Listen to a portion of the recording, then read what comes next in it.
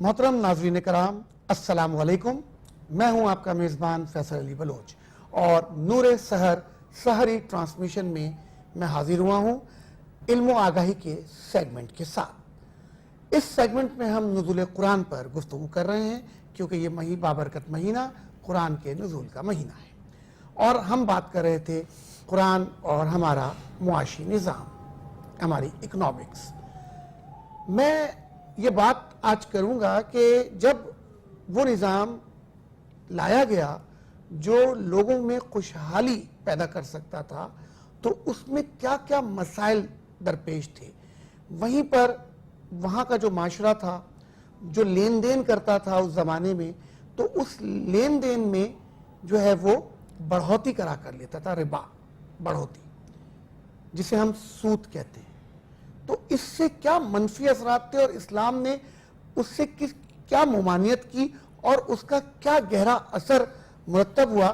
میرے ساتھ موجود ہیں ڈاکٹر نسرین صاحبہ جو کہ مصنفہ ہیں کتاب کی کہ رب کا پیغام اپنے حبیب کے نام، اور ڈاکٹر صاحبہ سابقہ news caster P T V. تو میں چاہوں گا کہ ڈاکٹر صاحبہ ہمیں اس بارے میں، اور خاص طور پہ نوجوانوں کو، کہ یہ جو کس طریقے سے جو آج کل فلاں قرض لے لیجئے، موبائلز کے ذریعے قرض کا معاملہ چل رہا ہے اور اس پہ کس طرح سے انٹرسٹ لیا جا رہا ہے، تو اس نظام کو ہم وہاں سے بات کریں گے کہ جب وہ نظام آیا تو سودی نظام کو کیا خطرات پیدا ہوئے اور اس کے کیا اثرات بنے۔ ڈاکٹر صاحبہ پلیز۔ جی دیکھیے، سود جو ہے نا، جسے آپ سود کہہ رہے ہیں، آج بھی سود کا کاروبار تو ہو رہا ہے نا۔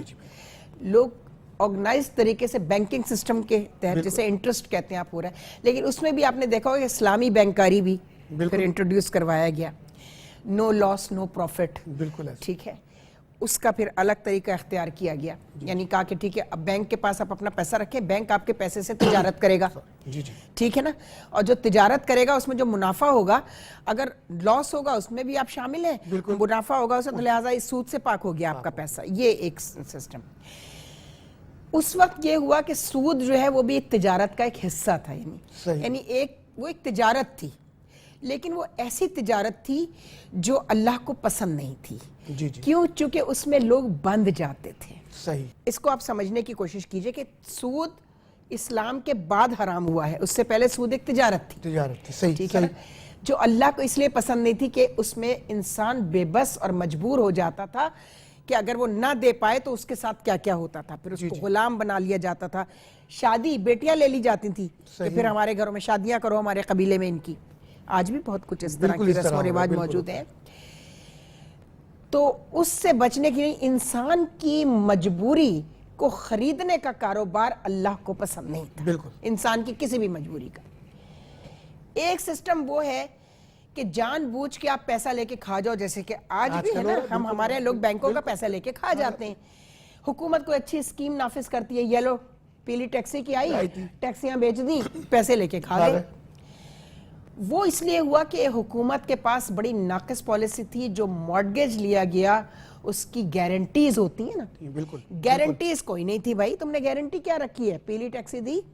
تو اس طرح اس وقت گارنٹیز کا نظام اس وقت قائم کرایا گیا کہ آپ کے مال مویشی پھر ہمارے ہوں گے، ہم ان سے پھر کاروبار کریں گے، ان مال مویشیوں سے، اور ان سے جو آمدنی آئے گی، ٹھیک ہے نا، اس آمدنی میں جتنا پیسہ تم نے ہم سے لیا ہے وہ ہم کاٹ لیں گے، باقی پیسہ تمہیں دے دیں گے۔ یا وہ جو اب نو لاس نو پروفٹ والا، پروفٹ آیا تو اس میں تمہارا اتنا حصہ، اور لاس آیا تو وہ بھی تم برداشت کرو گے، ٹھیک ہے نا۔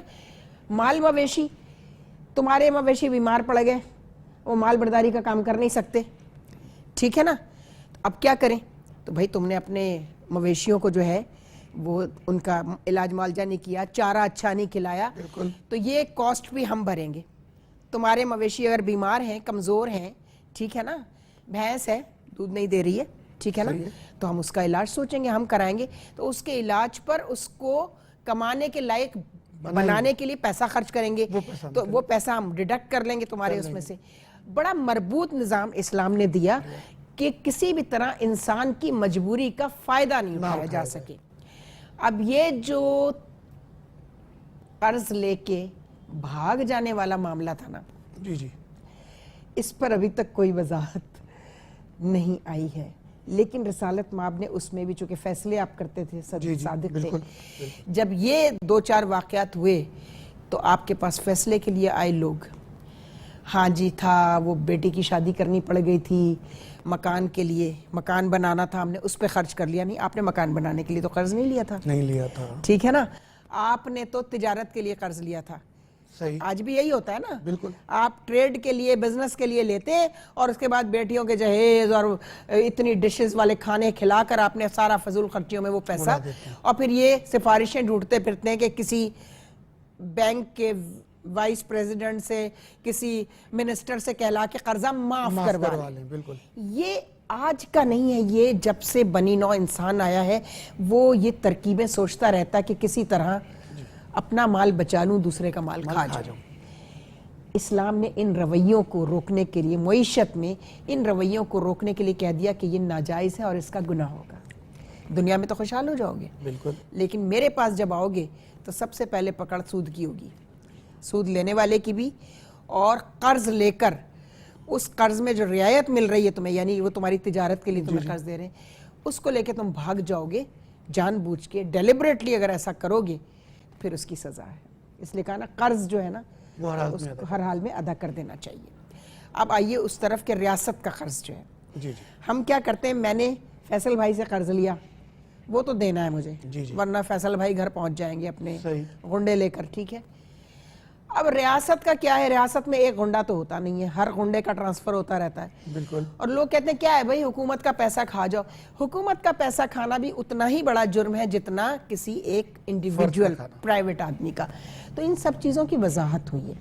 ٹھیک ہے جی، لوگوں نے یہ سمجھ لیا ہے کہ ریاست کا جو پیسہ ہے، آپ دیکھ لیں نا آج آپ قرض میں ڈوبے ہوئے ہیں، تو آپ اتنا آگے بڑھے کہ آپ نے انٹرنیشنل لیول پر انٹرنیشنل مانیٹرنگ فنڈ کیا ہے، وہ انہوں نے کس لیے شروع کیا تھا؟ غریب ملکوں کو خوشحالی کے لیے دیا تھا نا، کہ بھائی تم بھی اپنے ملک میں پراسپیرٹی لے کر آؤ، ہم تمہیں اس کے لیے قرض دیتے ہیں، اس قرض کے اوپر ہمارا اتنا آپ نے پیسہ ہمیں منافع دینا ہوگا. منافع تو بہت دور کی بات ہے، آپ تو قرض واپس ہی نہیں کر رہے، آپ تو اس قرض کو، ٹھیک ہے نا، بڑھائے چلے جا رہے ہیں، اور وہ قرض اس پروجیکٹ پہ نہیں، جی کارخانہ لگانے کے لیے چاہیے، اسی کے لیے ملتا ہے نا، زراعت کے لیے چاہیے، ٹریکٹر خریدنا ہے، ٹھیک ہے نا، کہاں کا ٹریکٹر اور کیسا ٹریکٹر اور کیسی زراعت، آپ نے لیا، اسی پیسے سے سفر کیا، باہر گئے، وہاں باہر کے بینک میں جا کے رکھا ہے، جسے آپ منی لانڈرنگ کہتے ہیں. ٹھیک ہے نا. تو پروجیکٹ لون جو آتا ہے وہ پروجیکٹ میں لگانے کے بجائے آپ نے پرسنل پاکٹ میں ڈال لیا. آج یہی ہو رہا ہے نا، آج یہ جو اتنی ہاہاکار مچی ہوئی ہے، منی لانڈرنگ ہو رہی ہے، سارا وہ منی لانڈرنگ کیا ہے؟ بالکل ٹھیک ہے نا، وہ یہی ہے نا. دوسری بات،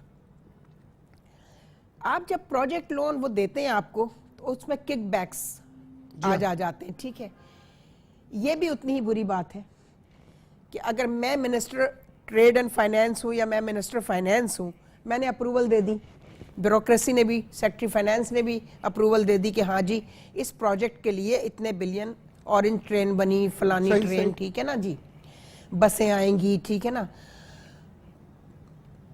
پانی کا نظام ٹھیک ہوگا، ایریگیشن کے لیے فلانا فلانا. پروجیکٹ لون ہوتے ہیں نا، اس پروجیکٹ میں حکومت کیا کرتی ہے، اپنے ہی لوگوں کو ٹھیکے دلوا دیتی ہے. بالکل ایسی.